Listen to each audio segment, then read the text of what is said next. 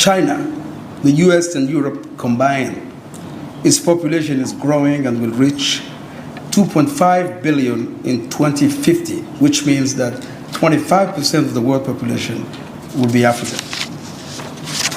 African leaders have adopted in 2013 a strategic blueprint called Agenda 2063, the Africa we want.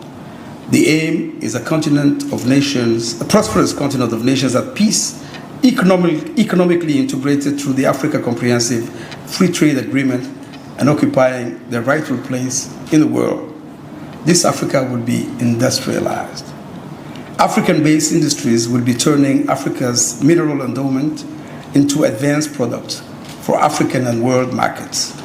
This Africa will tap the continent's vast agricultural potential.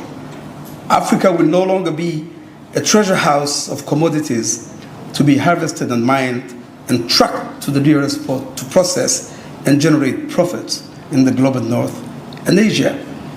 African-built electric vehicles will be powered by batteries assembled in Africa, using cobalt, manganese, and rare earth elements mined and processed in Africa.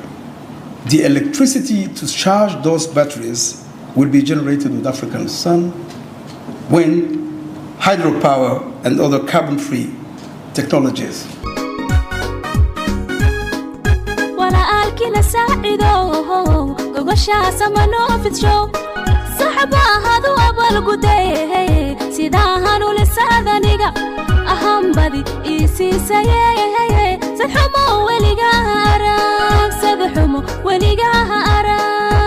Somali brothers and sisters present here tonight might recall the innovative Somali-led conference at Djibouti under President Gele's leadership held in Arta some 25 years ago.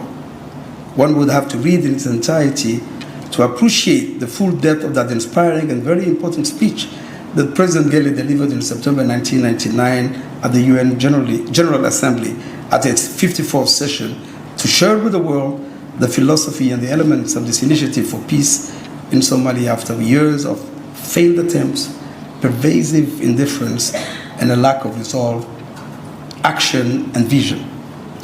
But allow me to quote an excerpt that reflects Djibouti's commitment and the sense of trust it places on the ability of our Somali brothers and sisters, when given the space, to resolve their differences and shape their own future.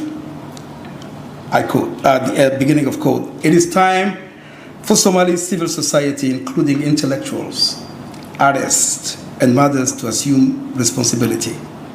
In line with the wishes of the Somali people, Djibouti is embarking upon measures intended to enhance and strengthen Somalis' confidence in themselves, in each other, and in their common destiny, to make a real contract of trust and progress between the actors of economic, social, cultural, and intellectual life, and to implement with determination, serenity, and equity the work of rehabilitation, political, economic, and the promotion of a culture of dialogue between the Somali people."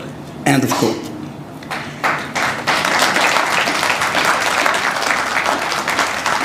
The outcome of the Arta Reconciliation Conference allowed Somalia to reclaim its seat at IGAD, the AU, and the United Nations. Somalia is understandably proud to have been elected as a non-permanent member of the Security Council as it prepares to begin its mandate in January 2025.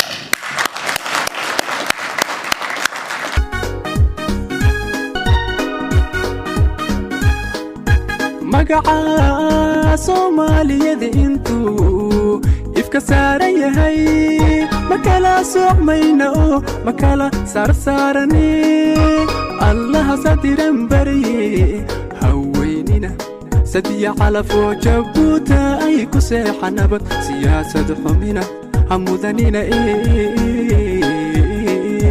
hilkii aan ku sama baxno hilkii aan ku sama baxno.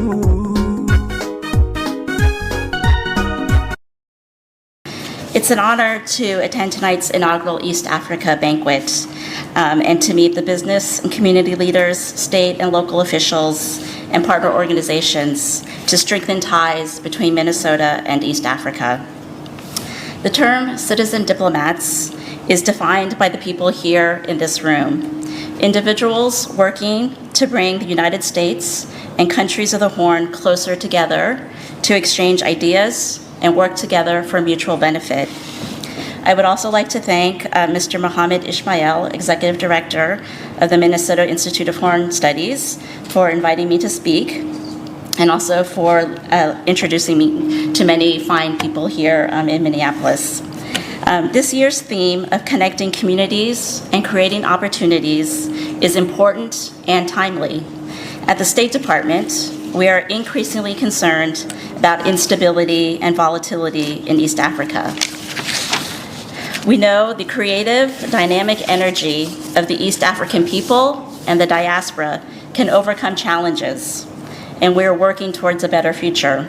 horta aad iyo aad baad u mahadsantihiin waxa aan ku faraxsanahay maanta inaan ka soo qayb galo barnaamijkan uu soo qabanqaabiyey macadka cilmi baarista ee gobolka Minnesota kaasi oo isku xira geeska Afrika iyo wadankani Mareykanka waxaan aad ugu mahadnaqayaa walaalkay Maxamed Ismaaciil oo fikirkan muddo ka soo shaqeynayay oo maanta hirgeliyay inuu keeno State Department-kii wadannada mataqaana East Africa yaala sida safiirka Jamhuuriyadda Djibouti Maxamed Siyaad Caali iyo safiirka cusub ee maxaan qoraa Washington Somalia soo magacaawday Mr. Dahir iyo dad kale oo mataqaana ka socda State Department-ka macallimiin siyaasiyiin ganacsato marka barnaamijkan wuxuu daaran yahay oo mataqaana uu keynote oo maanta lagu sharfay wadanka Jamhuuriyadda Djibouti inuu safiirka uu keynote speaker ka noqdo waxay ahayd sida la isugu xirayo